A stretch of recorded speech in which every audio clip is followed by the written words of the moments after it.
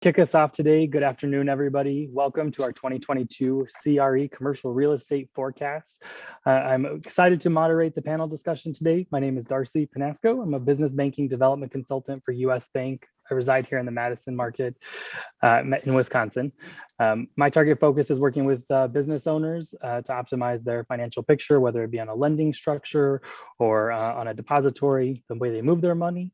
Similar to Elise, we are both in the financial industry. So now I'd love to introduce our panelists and give them a couple seconds to talk about who they are and what they do. We'll start off with Heather Ewing, the president and CEO and founder of Abstract Commercial Real Estate. Welcome, Heather. Thanks, Darcy. Thank you, everyone. And thank you so much for our audience that is joining us today. It'll be an exciting panel, but to give you a real quick highlight about myself, like Darcy said, I am the founder and president of Abstract Commercial Real Estate here in Madison, Wisconsin. We're a boutique commercial real estate firm, and our focus is retail, restaurants, fast casuals, with also an emphasis in mixed-use developments. So we've worked with over 151 million of new development here in the area, and look forward to sharing more about the forecast update with you today. Thanks, Heather. Next, I'd like to welcome Carol Schaefer. She is the Vice President of Business Development for Freedy & Associates. Good afternoon, Carol. Thanks for having me on today. Appreciate the chance to talk to all of you. And as mentioned, I'm the head of business development for Freedy & Associates. We are a general contractor here in Madison, Wisconsin, with our headquarters in Reedsburg. We are primarily a commercial general contractor, working a lot in the hospitality and retail space and also entertainment. But recently our residential portfolio has been growing, particularly in high-end residential homes. So we've been in business for over 75 years, fourth generation family-owned company, and I'm really excited to share some of our insights on what we're looking at in 2022 with the construction world and how that relates to getting your project done on time and on budget. Thanks for joining us, Carol. Next, we've got James Van Buskirk. Welcome. You are with an account executive with M3 Insurance. How are you today? Good. Thank you for having me. Excited to be here. I work obviously at M3 and work very closely aligned with our construction real estate practice group here that specializes in that's all they do. Great. We look forward to hearing from you. Next, we have Elise Smithbeck.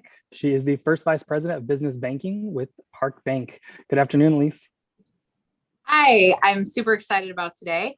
I am a business banker here at Park Bank. I specialize working with businesses of all sorts, landowners, property owners, commercial real estate. I do build out loans. I do C&I lending. I do commercial real estate lending. Anything really a business needs on the lending side, I'm your gal. And I've been with Park Bank for over 2.5 years and loving the Madison area. Can't wait to hear from you, Elise. Next, we have Danielle St. Marie Thompson. She is the founding partner of St. Marie Law Offices. Good afternoon, Danielle. Hi, thanks for having me today. I also am looking forward to the conversation. My name's Danielle. I just recently formed my own firm, St. Marie Law. My primary focus is, thank you, my primary focus is general business and commercial real estate. I work with a lot of companies that buy and sell their businesses, but also real estate has tied in. I work with a lot of the group here that focuses in retail that may have some legal needs with their clients. So I can help with development projects and independent tenants looking to lease new space. I really enjoy working with all areas of the real estate market. So I'm looking forward to hearing more about today. Thanks, Danielle. Well, we are your pivotal partners. I think we'll dive right into a great discussion around our 2022 forecast and what we see is going on in the leasing and commercial real estate industry. I thought a great way to kick off the conversation would be the elephant in the room, the Omicron variant, spreading 700,000, cases a day. What does that look like for our commercial real estate lending and leasing agent? We've got everyone from leasing to building to insurance to legal to finance. We've got all these different opinions. I thought we'd kick off the conversation. Heather, what do you think about that? I like it. Speaking my language, Darcy. The interesting thing, both locally here in Madison and also when you look at a national perspective, they do tie in together. As far as the omni-channel, that's really a hot topic right now, and it makes sense, right? So when you take a step back, if you're not familiar with omni-channel, it's really providing the sales both at our brick and mortars as well as online. And my assumption for this year, we had more of it last year. It'll continue this year. And I think it will continue growing because people like the versatility. I think something that they realized also after last year was that people love getting out and shopping. It's a great way to bring people together. Also, if you're kinesthetic, you love touching, trying on. I know I'm a big fan of in-person versus online. It's like a candy shop for adults. That's how I like to see it. But so omni-channel, big deal. Moving into the food sector, the ghost kitchens, I think you will continue to see more of that, especially in tertiary markets, because the cost of commercial kitchens, it's a large investment, both on the tenant side and also from a landlord side. It's a good investment. Obviously, you'll have a long-term lease, things of that nature. And if you do choose to go the investment sale route, it's something that you're going to get a higher price because you're going to be able to elevate the rents over the years with those net or triple net leases, and you're going to be able to sell for a higher rate. So it really ties in. And I think a commonality between both the tenant side and the landlord, because I do represent both, is that both are looking for stability, and the triple net leases do offer that. Tying off of that, inflation, things are increasing, which when you look at the supply chain, not only are your costs of goods costing more, but then also there's less on the shelves. I think everyone has experienced that. It really, you hear about it and you just continue to see it, as well as some of the different signs on the door. Sorry, we're closed this afternoon due to staffing issues. So I think one of those as well, in this, we're all interconnected, which is why I love this group, is, in addition to the supply chain, the staffing, introduction of AI, right? The automated intelligence is seen more so in that QSR environment. You're not going to see it at a white tablecloth by any means, but in those lower price points, quick service, people want it turned quickly. If there aren't people that are working in those positions, it's the door that opens to AI. So I think you'll see an increase in more of these types of experiences, really, both here in Wisconsin and throughout the nation. Something in the larger markets such as New York, with their established metros and things of that nature, it really does allow people to get around more easily, things of that nature. So you will see that slight variance in the larger markets versus where people might be a little bit slower in going back into different areas. So the suburbs are, feel a little more safe in that environment due to Omicron and everything. And I think that we'll continue to see the extension of people visiting the restaurants more, getting into the downtown more, and really making that joint effort to experience the life we all knew prior. Could I just follow up on that with that? Please. Go right ahead. The idea that you can't Amazon an experience. And I mean, on the construction side of things, obviously on the business development, I can work from home more easily than the crews out in the field. You can't build a house from your house. So, we have to work within those parameters. So that's part of the, one of the themes that, I'll hit on with all the different challenges is get your team assembled early and talk to them early and often, because we're going to we see it all the time now with our projects where somewhere along in the supply chain or in the subcontractors or on our own staff, if you get hit with a wave of the Omicron or whatever the next variant's going to be that sidelines those people, literally they cannot come to work in that situation. So that can put some sorts of challenges on your timeline. So being aware of that, because I think 2022 is going to be a very busy year in construction, but I also think due to these, you're going to have to take an extra degree of caution, because you're going to have to factor in the fact that you may not be able to get your workforce actually physically there to do the job, to build your space, or to do the HVAC, or to do the, plumbing, or whatever the case may be. So, but I think to Heather's point, it's something that people want those experiences, and people are still trying to figure out the safest way to do that. And you can't you can't have that gathering. You can't have that feeling. You can't try on a dress from your, from your home. You can't have dinner with friends and it's just not the same. So people are going to continue to crave that. So I think we'll still continue to see a busy 2022, but it's something where building in that, stretching out your timeline is going to be critical. Great thoughts, Felice, James. Any other thoughts on? I think I it's guess really, I was, oh, go ahead, James. I was going to say that it's all very interesting. I mean, from an insurance perspective, classifying the right risks as far as like having multiple different functions within one space, it just gets to, it's not, I would say carriers are becoming more and more open to it. It used to be, you'd have to go to like a specialty market or excess, and carriers are coming more and more around to that. While not an event center per se, but a location may have one general, thing that they cater to as far as a business goes, and then they've got a couple little side pieces that they do also. That, I mean, it's not their main business, but they're not going to say no, right? And I think that's what has been on the insurance side, has been tough to get carriers to open their minds to.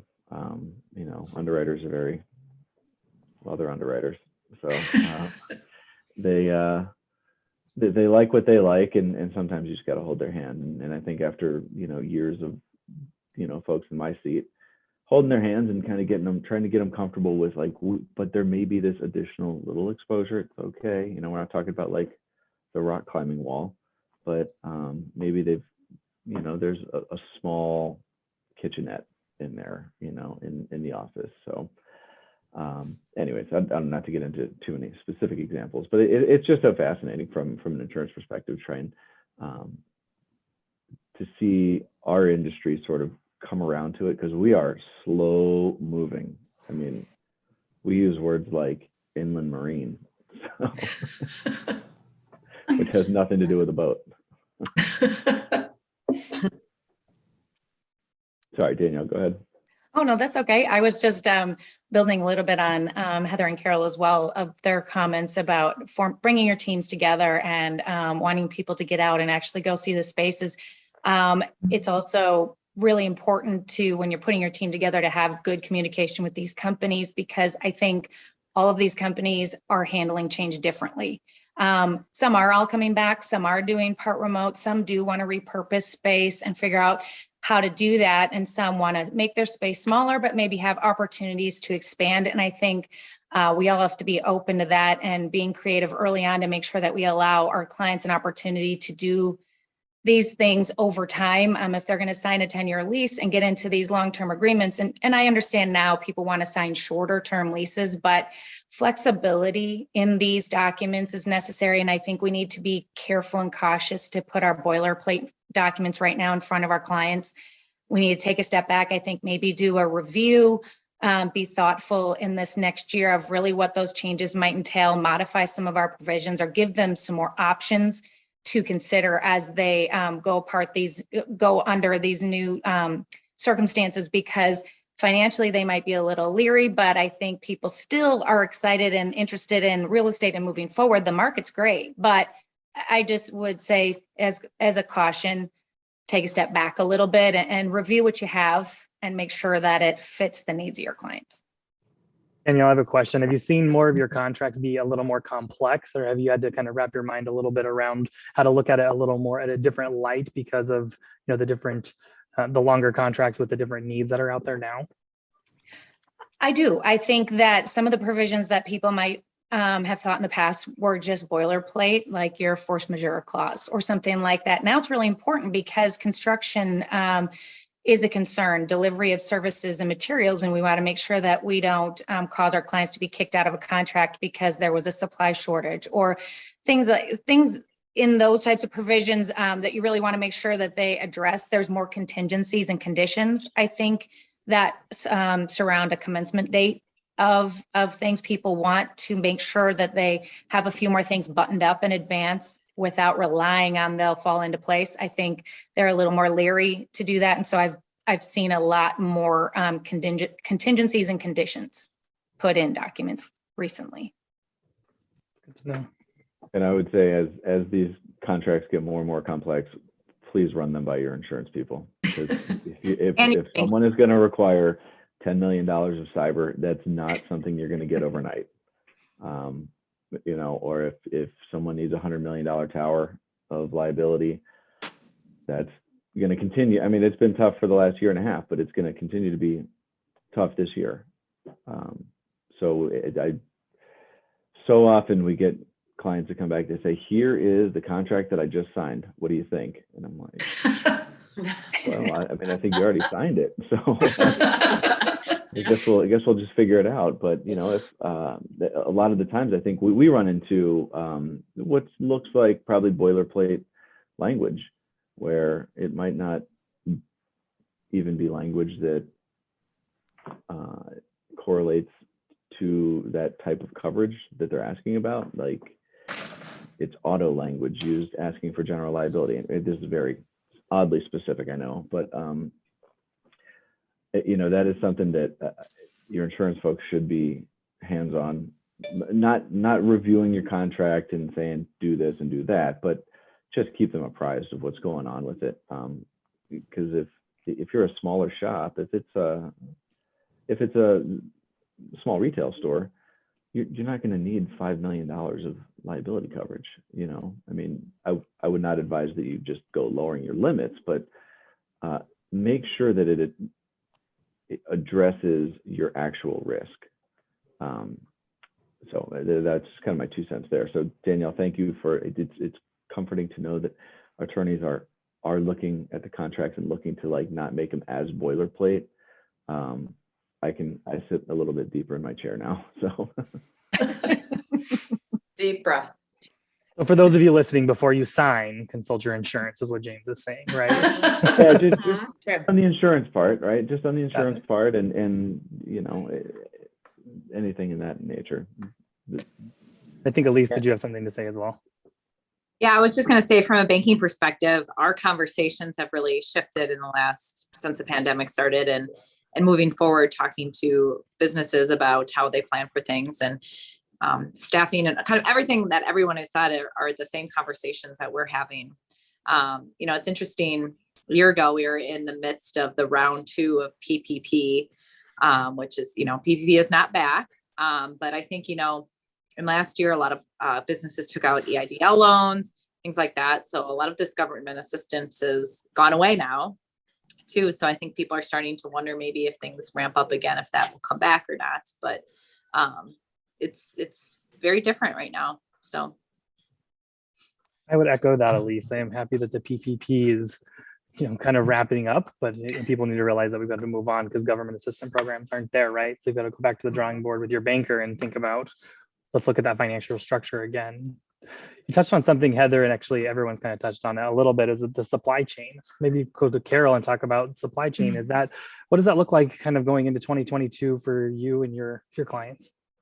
Well, I think you're going to continue to see pressure on that it's kind of like the material costs and availability and labor are the bad guys in movies that just won't go away. It just keeps coming back. So I think it's something you have to prepare for. I mean, to Danielle's comment that, your contracts might be a little different, and don't sign it if you haven't talked to your contractor or to someone about how long, if you've got kind of any sort of, here's our move-in date, or here's this, 8 out of 10 tradespeople in the Skilled Trades in America report said that they had difficulty getting lumber, flooring, roofing, fixtures. So if you're doing a retail and you can't get cabinets, or you can't get the glass for your storefront, or you can't get countertops, or, things that you didn't have to think about quite to the same degree that you do now. I mean, that's something that makes sure that what you have is your scheduled build out time. You're able to get those materials, or you're talking to people early enough that if you can't get exactly what you want, are there other options? I think that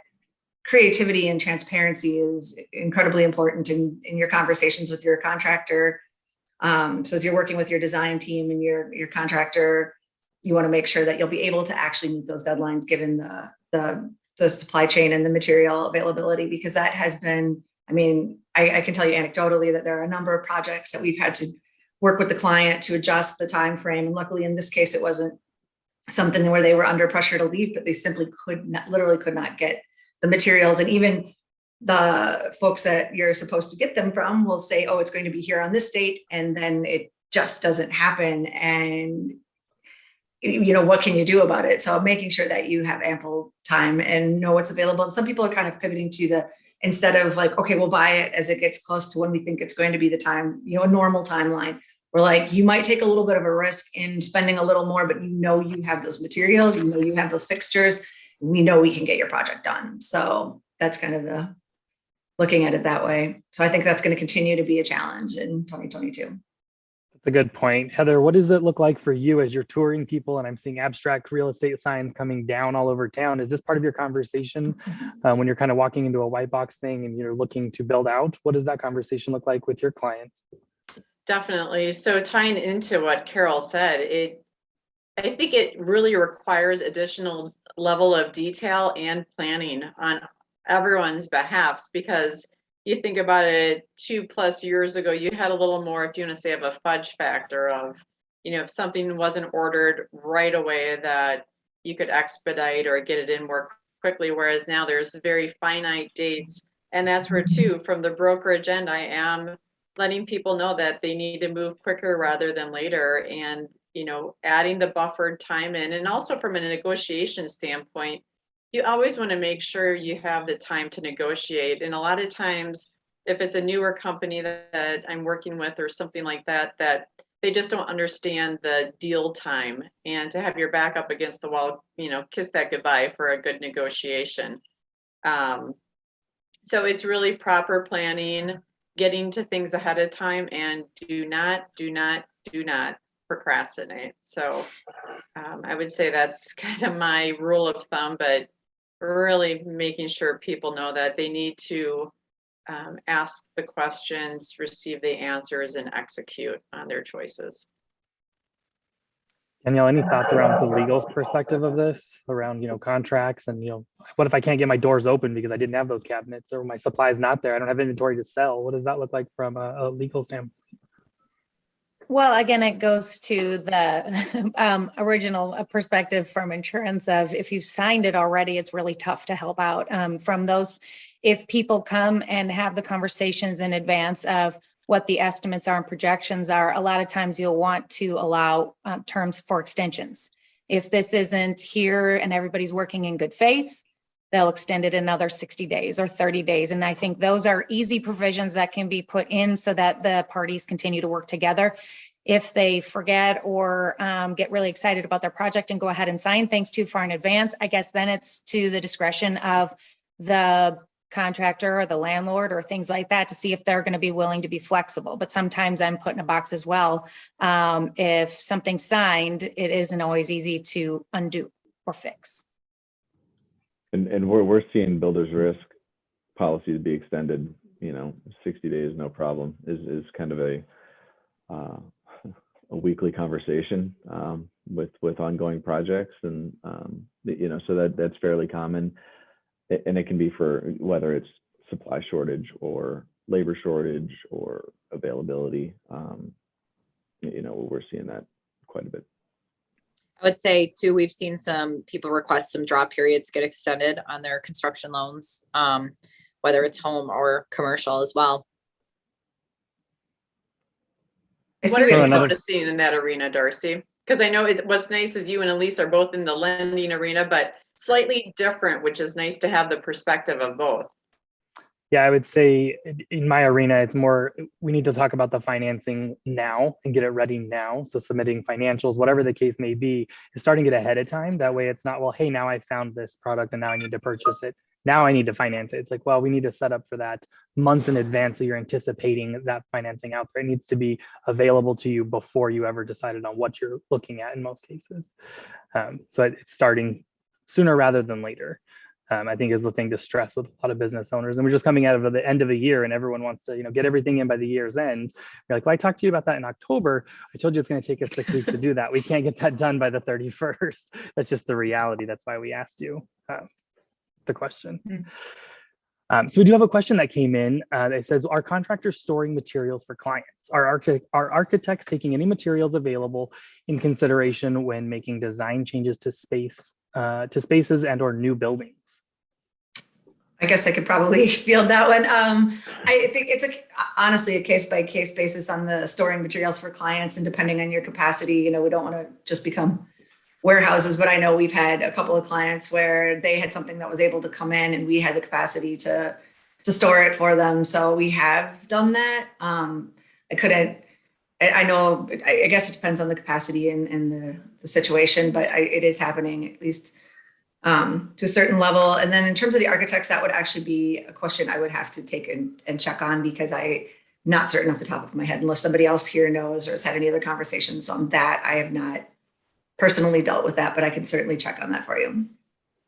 So I'll jump in on that. I know, like, a lot of the different materials, the suggestion, I know you've mentioned this too, Carol, which makes complete sense, is of writing in things that are domestically produced. That way it helps to eliminate some of that lead time. It's not stuck in the container, right, for a week, and then a week becomes a month and there's large fines. So it's also having the architect suggest some of the different local domestic materials to help give stability to both the tenant and the landlord.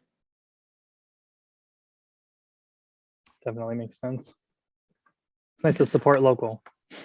Exactly. Yeah, I ordered a couch and a living room set back in March of last year, and supposedly it's on a truck somewhere. They can't find the truck. So if anybody's got a couch, they don't need to let me know, because I was over talking at Surginian's like this morning, and he said, "This flooring is like, what's your timeline look like?" I was like, "Well, I have a feeling you're going to tell me what my timeline looks like." And he said, "Well, this one's available at the end of February." And I said, "Well, I really like that one then." Beautiful. So that's good. That works out nicely. Shag works in 2022, right? Yeah, I mean, it's what was around. Yeah. Speaking of retro, I was reading a report by Deloitte, came out in November of 2021. They said CRE firms are looking at retrofitting properties and repurposing spaces to maximize value. What does that look like for you, Heather? Looking at, touring, State Street or some of these white box places or places that are being repurposed. A lot of ours locally here in the Madison area and downtown are being utilized by the restaurants, retail, fast casuals, things of that nature. But I do know in some of the larger markets, especially, is that with the larger malls and things of that nature, obviously, the apocalypse, you remember that term from a year or 2 years ago, that came through. And I think with any big change up like that they did start to bring in more of the boutique retail into areas such as that, also more residential. And that's where I think it's nice too, because a lot of people within the communities, even the suburbs, are looking to have a fuller life. And what I mean by that is the access to amenities, the foods, the drinks, the experiences. And that's definitely happening in the larger markets. I was just in New York last month, and you can see the vacancies, and of course in a downtown nature, whether it's Fifth Avenue or State Street, because it's so condensed, the vacancies seem even more apparent versus suburbs. But things are coming back. I think there's been a lot of renewed energy, which is great, and I think it continues from last year forward. Of the market is robust, and people are either on one side or the other of they're not doing anything, their heels are dug in, or the opposite of now is the time, we're opening, we're expanding, we're investing. So it's just I would say a lot of creativity, Darcy, to answer your question in a nutshell. Thinking about it differently, bringing more to people's lives and the areas. Thanks for your comment. Carol, any thoughts around how with Freedy, are you guys doing repurposed spaces, or do you really focus on more ground up, or what does that look like for you? We actually do quite a few either repurposed or remodels, we just finished up a project in Janesville that was a dive bar and then 2 floors that were not being utilized at all. And we repurposed the lower level to be a wine bar. The second level is an event space. And the third level is a home when the owner is in town, but an Airbnb when he's not. And it turned out beautifully. Yeah, we did the downtown Madison. We did the Youngblood Brewing Company and Plains Boat Cocktail, which was previously a coffee shop and now is, 2 completely. So we do, we're actually right now doing what was previously an insurance company, and now we're turning it into a printing company and adding warehouse space. So we do an extensive amount of either repurposing or renovations or whatever. So we, in addition to our ground ups, we do see quite a lot of that in our line of work.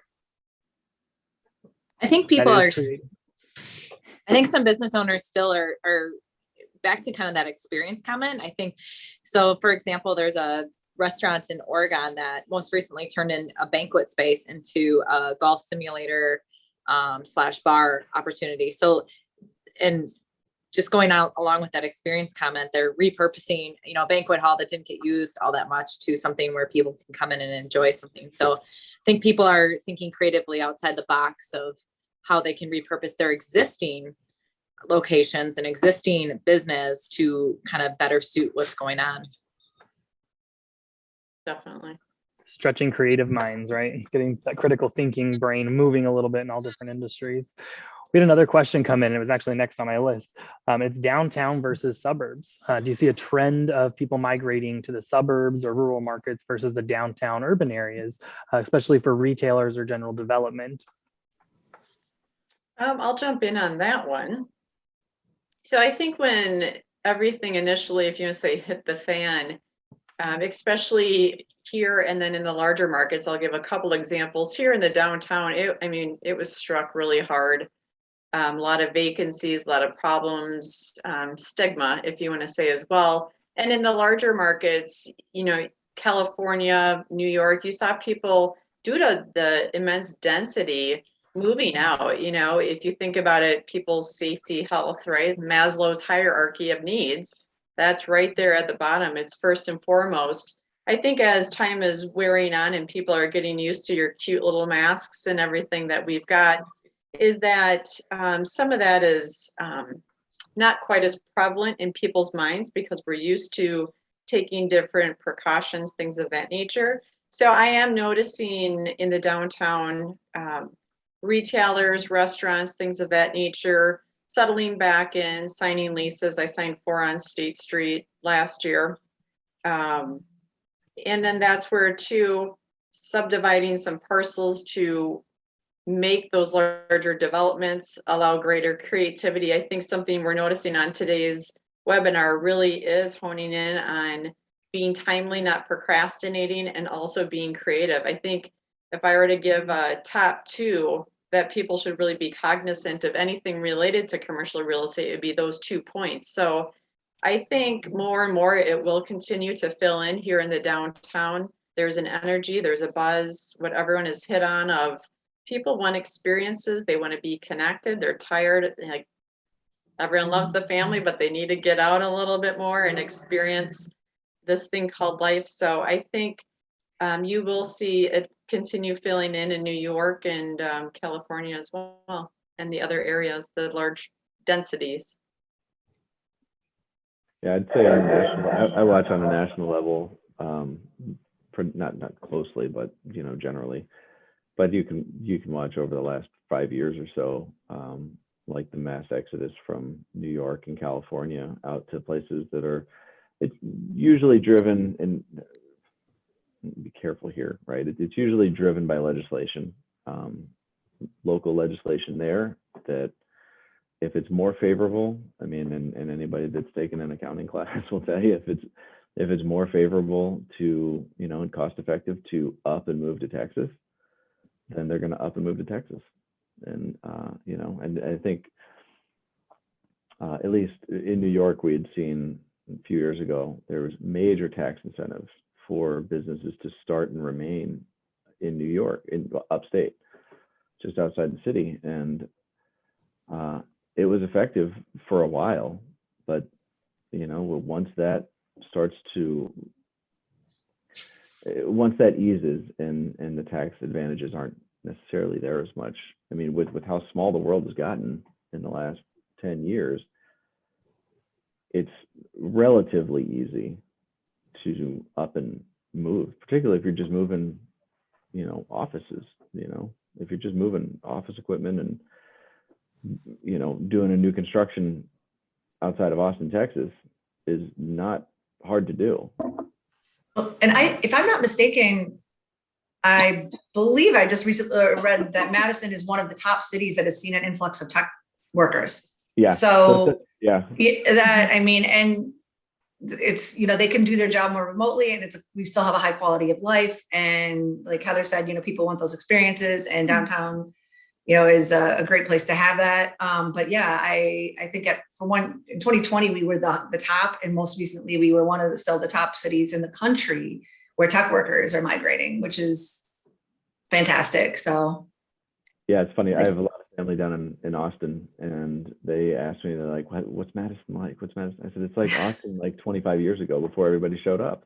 The parallels are just, they're crazy, but I could see us very easily going in a similar type of direction.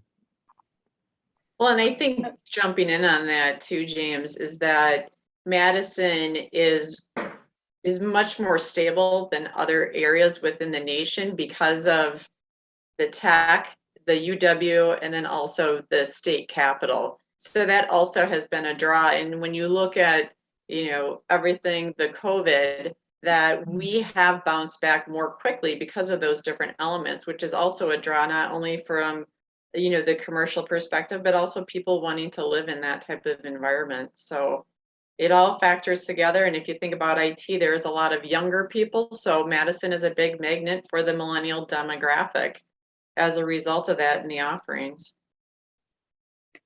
I would just chime in. I completely agree with you, Heather. And I think that when people started to slow down and work from home for a little while and downtown slowed down, I think it's very clear it's starting to revitalize and come back.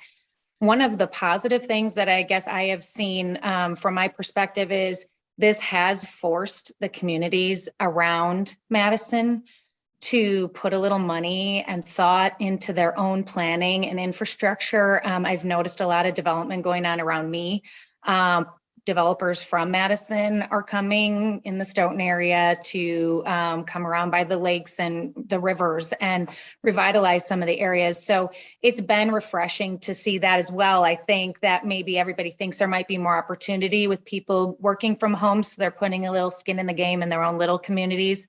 And I think it's starting to pay off, and they're coming around and looking a lot better.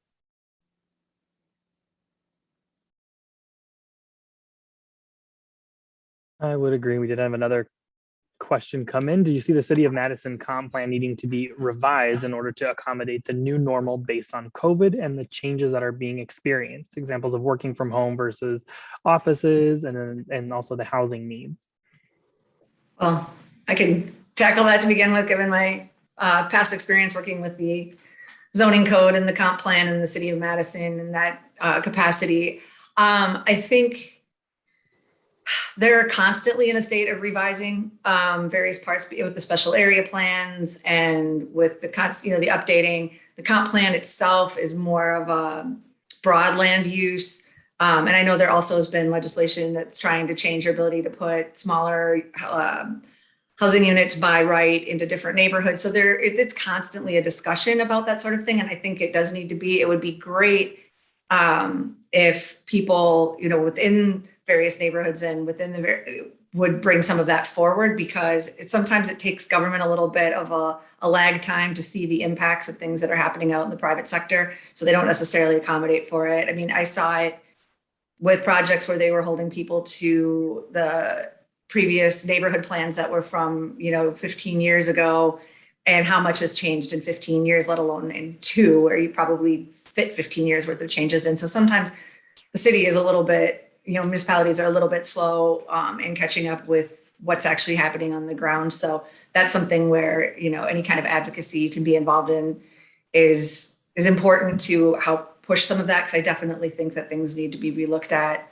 especially when it gets to some of the special area plans or things that are really prescriptive. The comp plan is a little bit more flexible in terms of what you can do within each of those different land uses. But when you start drilling down into the very prescriptive neighborhood plans and overlay districts and special area plans, that's where you got to really take a step back and say, all right, is this still serving the needs of the world that we live in now? And just really quick on an offshoot of that, one of the things we haven't mentioned yet is your permitting process.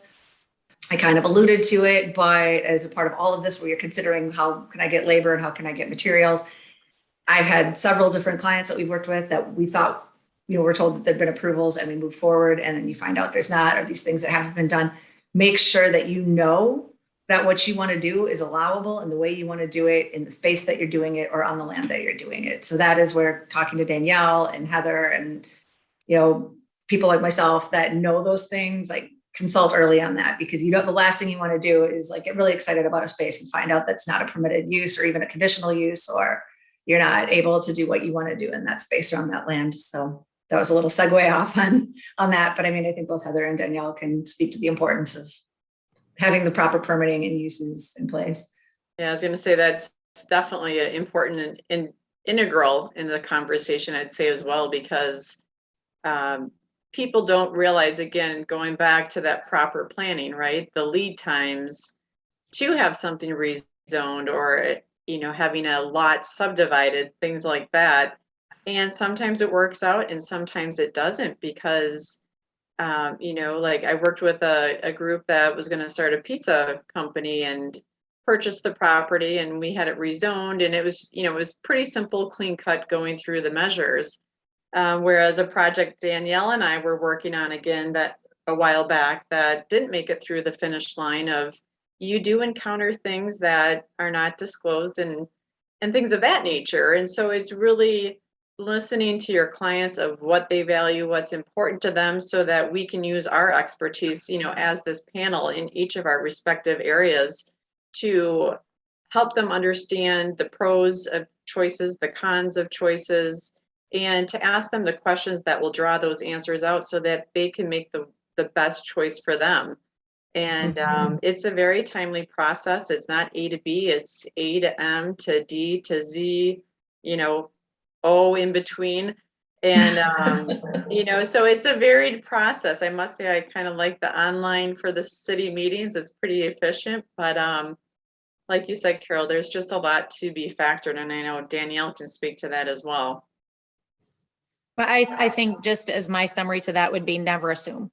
Never assume that you can do something, because I guess in a project I'm working on now, it's a industrial and business area, but the type of business they want to bring in isn't necessarily going to be a permitted use. And so, and they want to, sublease out portions to different groups. And I don't think they really understand there may be some limitations and parameters. And so I think it's really important that that's clarified during the due diligence period, so that they don't get into something, because this is a first investment and could be a make or break moment. And you hate to have someone be excited about their first opportunity and then get into it and realize, oh my God, I can't do what I wanted. So we're going through that process right now. And it is very important. And it's critical to having someone comfortably moving forward. And again, to your point, Heather, too, the timeline, and Carol, you really have to pay attention to getting on agendas and making sure that you get things approved in advance.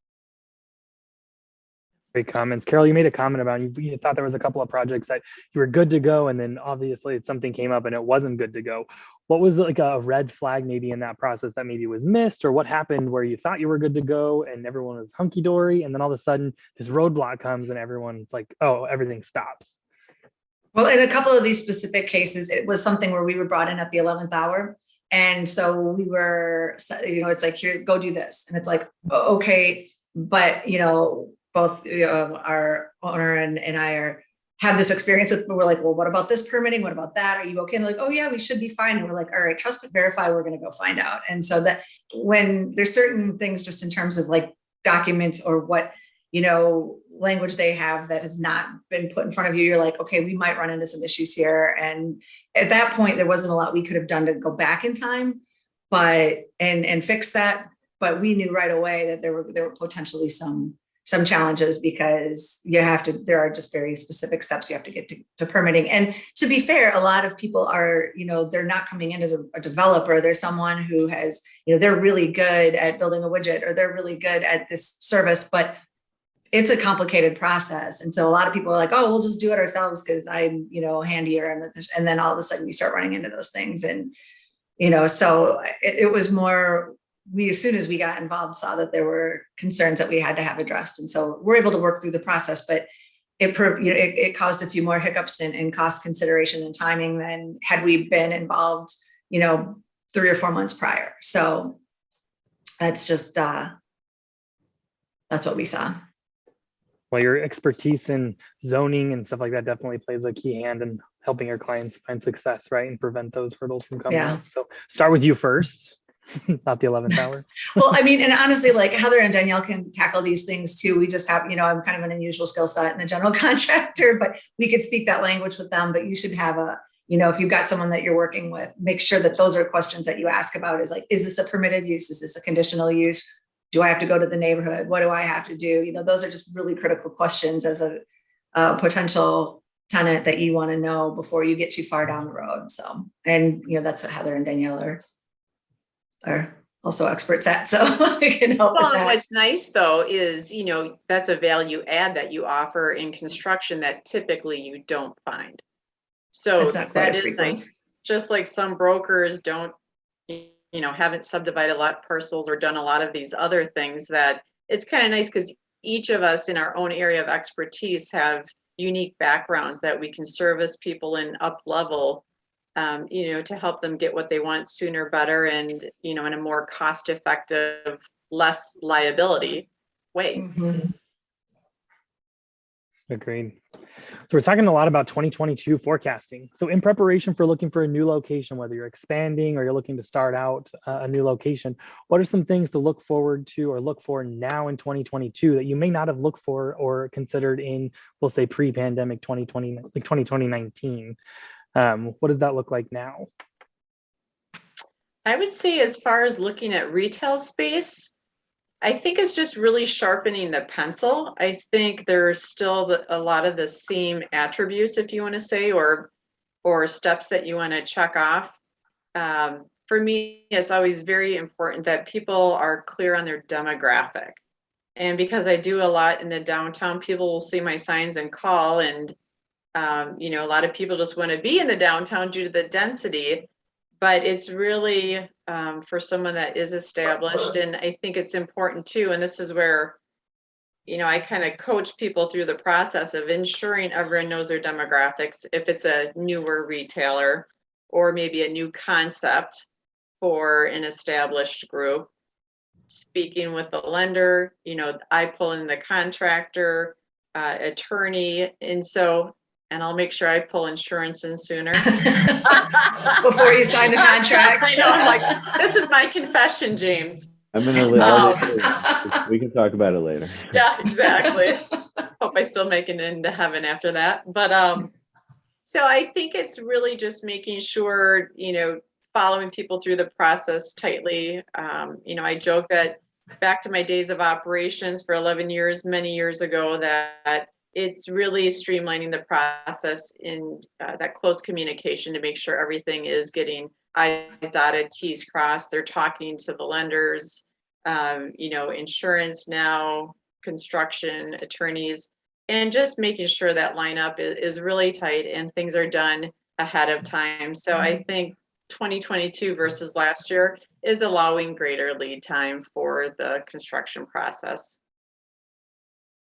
I would second that 100%. I mean, you just can't get there. There is no too early, honestly, and in a way that before there was things that were pretty routine, and now that's been disrupted. And it's better to start planning in advance. It doesn't mean that it necessarily is going to come to fruition, but if you don't start early, you're going to be scrambling because I can't tell you how many times somebody's like, well, can't we just? And it's like, we aren't going to be able to magically make those cabinets appear, or that glass is not going to be available until this. 25% of our portfolio is pre-engineered metal buildings. And the lead time on that has just gone exponentially greater. So it's something where it's like, if you want to do a metal building in 2022, I hope you've already ordered your building, or started getting things ready so that you can get the groundwork ready so that when the building arrives, you can just put it up. So, I mean, I think that the long-term planning is, and talking to your team, I know I'm beating this drum, but it truly is something where it's not just talking to your contractor. You want to coordinate with the design, with the broker, with the attorney, and make sure you can get it financed and insured. So, I mean, thinking that, again, especially for people who are, if you're a single owner occupant, or you're, a tenant, this is not something you do on the right, that maybe you move every, 10 years or something. You don't do this every day, and we do. So make sure that you're talking to the experts on these things. I'll plug a longer lead time for the insurance folks too. It's just, I think the last 16 straight quarters, we've seen increases in the overall cost of insurance. And in the last, year and a half, you've seen a lot of carriers really tighten up what they're looking for and what they're offering as far as either property limits or liability limits where they have capacity. So it's not as simple as just, me taking some information. I gotta get it to underwriters, and these some carriers that have had a lot of appetite for large building, whether it's large property limits or, huge layers of excess liability, have really tightened up and scaled that back a lot in the last year and a half. I would say that for 22, I think we're going to see a lot of that volatility kind of settle. As far as the pricing goes, I think you're going to have, I think habitational will still be a tough market. Frame habitational particularly will still be a tough market for insurance. It can be done. It's just tough, and sometimes takes a little bit longer because your go-to carriers are not writing what they used to. And if we've got to build, like I said, excess towers or umbrella towers of, 25 million or more, that's going to take some time now. And it's not going to be 25 right from one carrier. It's going to be 5, 5, 5, 5, and 5 across different, but that's our job. We'll worry about doing that, and we'll get it done in the proper amount of time. But any additional time you can give us on that would be much appreciated. I'll jump in real quick on that one, because just to your points of planning being so important, I really agree that planning is so important, because I don't think from, I guess, at least what I've been reading and seeing, the market is still pretty hot. So people are still able to, they have money, they want to go about it. They might have new ideas or see opportunities, but what I'm seeing in a lot of the deals I'm working on are a lot of people want SBA loans. And I guess I would probably lob that over to the finance groups, because Darcy and Elise, I would really like your perspective, because sometimes, because things are moving fast, people want less conditions, contingencies, but then there's a lot of SBA loan thrown in there. And I'm still hearing that that's a longer process for approvals, and it has been. Is that getting better? Do you see reductions in SBA loans, increases, and what's your perspective on that coming into 2022?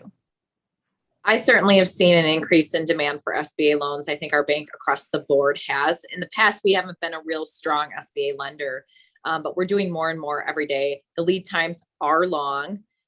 There are a lot of I's to dot and T's to cross, and it's just a lot of work for the client. And then in turn, I've got people who are selling built properties, want a 1031 money into another property that we're financing, but then their buyer is getting an SBA loan. So things are getting held up there. So yeah, it would be really nice if the SBA process could improve, but I haven't seen that improve. I don't know, Darcy, if you have any other experience with that, but I guess I'm just going to say, you said it very nicely. Just know that it's going to be a while. It'll get done, but it's going to be a while. Start sooner rather than later. What lead time would you guys recommend? Say that again. What lead time would you recommend for a loan versus an SBA right now? Well, we're a lead SBA lender, and I would definitely say you're looking at 90 days probably for an SBA loan to close, and that's just seamlessly. And you know, I think that's working with Elise or myself. You know, it's coming to the table prepared with your financials. We're a numbers-based organization. You know, Carol, you might be a design-based organization and making people's dreams come true, Heather, but ours is a little more black and white. So we're going to need that transparency up front. We're going to need that, you know, that nice working relationship when we ask for something. It's not because we're just needing it to look at it. We need it for a specific reason. So the faster you can get things to us and we can dot our I's and cross our T's and pass it over to the SBA, the faster it's going to help, you know, all of us that are on this panel get that dream come true for that business owner. Well, to be fair, we do need the wood in order to build the. Oh, that's true. So unreasonable. If I don't have a floor joist, I'm not building your patio. I would say on the just a conventional loan, a standard loan, a non-SBA loan, you know, those can still get done pretty quickly on our end. It's, you know, a lot of times we're basing things on when appraisers are available. I haven't seen, you know, a slowdown in that regard. You know, we've been keeping them busy, but they've been able to meet deadlines here. So, you know, for a standard loan, that 30 to 45 days is still a pretty good rule of thumb to live by. I would agree. In US Bank, we're leaning more towards that 45 days, but it's all a little bit more dependent on your third party, you know, appraisers and stuff like that kind of take that lead time. But again, it's coming to the table prepared with your banker and with your financials, and kind of knowing what's possible for you too, and listening to your banker. You know, if you come to the table asking for $1 million loan and you don't qualify for that, you still kind of go back to the drawing board. What do I qualify for, or what other programs are available that can help me attain that? I see we have one other question that popped up. I don't know if you wanted to tackle that I was going to do it. Yeah, I was going to wrap it up. So State Street, kind of a strange animal that it is, with a lot of support from students and tourism. It's been a challenging, it's been changing from unique smaller retailers to more chain type retailers. Is there a trend for small businesses being revived, or is this area really in any areas of the city? I'll jump in on that. You know, the way I see State Street, and I grew up in the area, so I've lived in the area over 40 years. And State Street is really a balance between a lot of local ownership, a lot of minority, and a few of the nationals. So when you do look at the entire street, there is a variety there, and it's drastically more local and minority. I think we're around 65% or more in that. So we are really rich in that respect. And so I like to see it as your 401k investments, is that you want a diversified portfolio. Like the new small format Target that went in, you know, that's been in conversations for, I think, 7+ years. I do see that as a benefit. I do see the locals obviously are a huge benefit too. And it's really working together. And some people are only going to shop local. Some might shop local 90% of the time and run into some of the nationals, the credit tenants. So each person has their own rhythm and rhyme. And I always say you get to vote each and every day by where you spend your money. I see State Street coming back over time. It was hit really hard. It is slowly turning around. I personally would love a pedestrian promenade, as many people would. That's a whole nother side, but I had to plant that in. You know, I think it will regrow. It's when you look at the numbers, the reason why people want to be there, local, regional, national, is due to the high pedestrian counts. And right now we're around 2.5 if you were to average it out across the street. Prior, we were around 3.5 million. When everything hit a year and a half ago, we went down to about 1.5, 1.75. So when you look at the numbers, we are coming back in a solid manner. We still have a ways to go, but I think it's through great owners. They also got educated a lot with everything happening, right? When something challenging and devastating does hit, it's an opportunity to grow.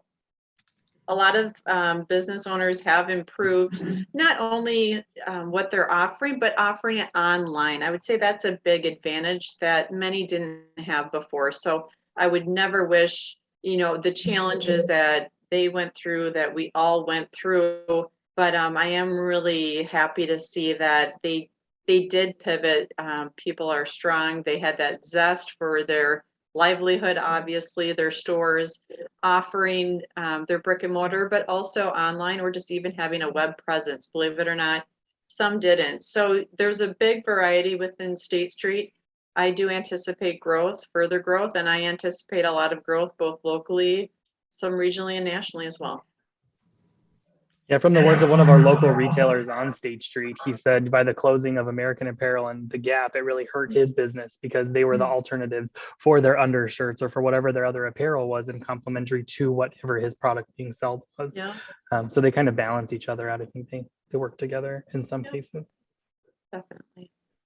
We are top of the hour. Does anyone else have any additional comments to add in or opinions? Thank you all. Great. Thanks everyone for Thank joining our you. pivotal partnership.